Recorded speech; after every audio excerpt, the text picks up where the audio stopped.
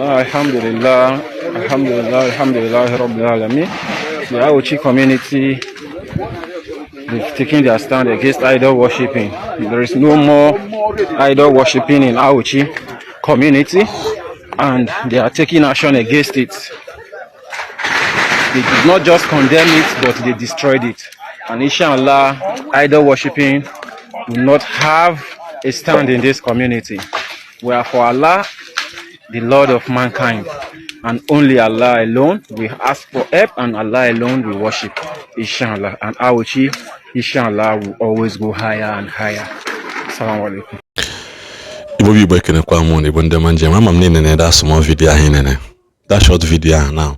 So now onye nyelo allowance si afilu at home akawa na akwatu efere eta yota himpo na onye bialube mmadu isi onye afilu at home o jide gba akwatu efere na crate ge kwata because ne say ya ma gini filu at home kedu ihe menji ekwulo kwa n'ụbọchị nke tata. Last week I posted one video, then this week I posted another video. We see that there is an ongoing secret plan for Ndai Batani by using Enugu as a case study, because there was a report Ndanwa releasing by saying I will go 47 or 42% in the Muslim worshippers in Enugu State, that they are doing everything possible that in 2027 na Muslim governorship candidate, if possible, a Muslim governor in Enugu State. I made so many so many angles in that video. Post to that video. Many people video alibam in the comment section. Say no man walk mana I pinpointed some things in some areas and that's a reason that I'm how many years no not. I spent 12 years plus going and coming, was there a total 15 when I still complete 12, 13 solid years to 15 years no Guausa. I know how these people thinks. I know how they work. I know how they operate. And I give out those instances. This figure may be wrong. Man, they have a way of pushing something into your mind and in your heart for them to carry out what they want to do. I'm going to the simple truth. If bandit in a bandit anara abi ebueba tata because na hakwade bia bueta. Bandit ebuzo we onye no de bayiki to send a shocking wave to you na higher apia. And higher apia when you did not expect it to happen. In some cases, honey, deja akwa sigin higher abia. When you data akwa if you no fake no can you have 2 months, 3 months abia. But higher abia bam bam bam. These people operate with they feed on fear, divide and rule. Or you honey feed on now. This thing kita ifu na menima Auchi Edo State. Oburota atakobido. This one you emo ku esi no na no onye melo. Onye nyel allowance bata na bege ini na esi afilu at home. Nonya hakuwa na akwatu efu na yo create geta because ni megene ni seli afilu at home. The problem di by na na I na-eje akono without megene pinpointing things na tata bi Auchi come. Tata bi Auchi Edo State come. And they are busy posting it and posting it on social media so that again to send a message to you that they are coming. I know why I'm crying this thing because Namboye said so that kunu makwayet na somebody kulokwa years ago, somebody kulokwa months ago, somebody raised this alarm. Malaya don't know na kono. Na ide ibonyala emaro nke na-eme ibe nka na china man work. I believe in one no keyboard ni okwu. But on will never use his phone when me research we malo. O man taking time ya nene video nene lo ya nese. O man take time pay attention to the signals madenye. O man taking time when nene komal kan the state nda no wasi abogote kode. O man watch komo kwa kanda si we spread Islam in the world. Islam agaro ka ozioma siaga, ozioma krisi siaga. Islam ga through obubu na agha na ogo. Mikwete by time if you nebu na one neguno detail nebu na mother 7. You have no option than to concur.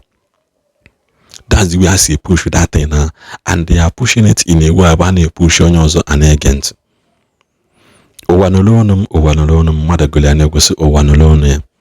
anyị na-ebu ndị Igbo, most of ndị niile na-ebu ndị Igbo na-abịa, I believe na 90% to 95% of us na-aghọta oyibo, anyị na-anụ English, we can read and write, we can understand each other. Mana somebody apụta volunteer time ya na-ewepụta ihe ka ọ ji isi baala onye ọbụla, na-send the warning. Everybody problem na-enwe na everybody is afraid of saying it. Ka onye aghara isikwa n'ọmụ nwakwulu, ka onye aghara isi n'ọya nwakwulu. Mana ịfụzi onye na-ekwu ya ekwu, ịdọ nọ bizi na-akọ ọnụ. Ịdị bizi na-akọ ọnụ na-akpọ ihe. Ama m ọnụ niile akọlụ maka mgbe m post this video anụnwa. Ha sị m na ọma work no. Tata bụ Awuchi, Edo State. Tata bụ Awuchi, onye ma ebe ọzọ. Those people ewelego a full community in Enugu State. Here we are now a full community in Enugu State. And anụmanụ kepu na nwere ebe Soludo nyere ha na Anambra State.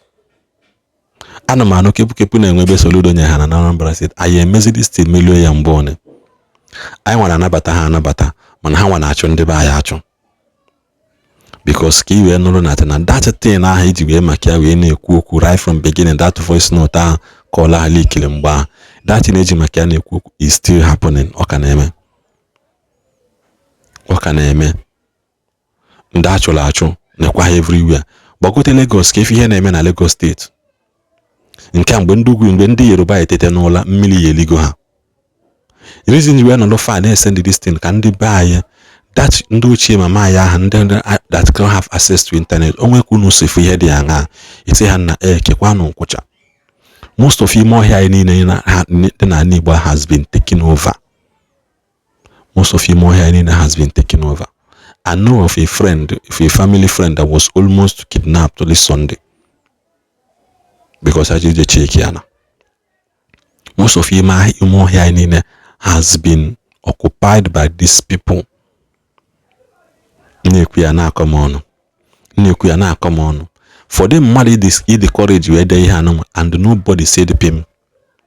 Enwero ndị Christian react, enwero ndị Igbo community react, ndị be ha fụ ya as normal thing, nọ ka ha si aga divide to rule. Onye ọbụla agba pim, weta the video, weta the post. Agba nkịtị ịmago ndị be anyị na-akọ nsị gị na ọmamme. Ọ na-aka emegide na ọmamme. Kedu ihe Imo State ghọọ today? Imo State has become a shadow of itself. Apụchakwa ihe a na-afụ na social media.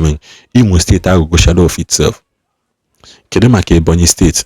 Kedu ihe na-eme n'ime villages Ebonyi State today? Those villages aghụghọ a shadow of themselves. Enwe ihe bụ ancestral homes. Enwe ihe bụ na most of our ancestral homes niile enwe na Igbo has been taken over. Ịbịa na Igbo enwere ebe come rain, come sun, come development, come ihe onye na-eme, that land still remain has its own original orientation and original ịmago ihe ha ji wee bụrụ dị wee dịla ebube. Mana kịta ha na-abazi n'ime dị na-egbu ndị mmadụ achụsịsị ha n'ime dị ya because those people don't have access to internet, they don't have access to make their story heard. A na-eme na Benue State steady. Almost Benue dị 100,000, egbuo na mmadụ 60,000. Ọhịa ka ị na half. Enwere onye nọ, everybody are literally living in fear. Na-eweta this type of news, mmadụ eteke ya serious, ndụrụ na-akọ m ọnụ na-akpọ m ihe. Mana no problem. No wala ka mbụrụ that voice that is crying in the wilderness. Ụwa n'ụlọ m. Ndị be anyị keenụ nkwụcha. Onye agazina sọọsị ya n'ime ọhịa. Ị na-aga ime ọhịa kpọrọ denu 20 of possible denu 10. Obodo agafego mgbe mmadụ na-eje sọọsọ eje echu mmiri n'ime ọhịa, mgbe ị na-eje sọọsọ gị eje akpata nkụ n'ime ọhịa, ọ na-eje ebute akwụ ma ụkwa, ọyịghọta oloma ọ mkpaji. Obodo agafego na akịta. Ụnụ mụọ ụmụazị dị 5, ụmụazị gị 5 agazina n'ụzọ sị na ha na-ana school, ha na-aga school alone. Things are happening. Oke nọ n'ụlọ gwara nke dị n'ọhịa na azụ dị na ngịga. Emugbe ekwebugo nwekwa sị na ndị Hausa batara n'Igbo anyị mara ụzọ. Ọsọ mgbọdọ anyị nwere na Igbo adụghali ha wee mata ụzọ. But that's by the way. Ka ọ dịkwanụ.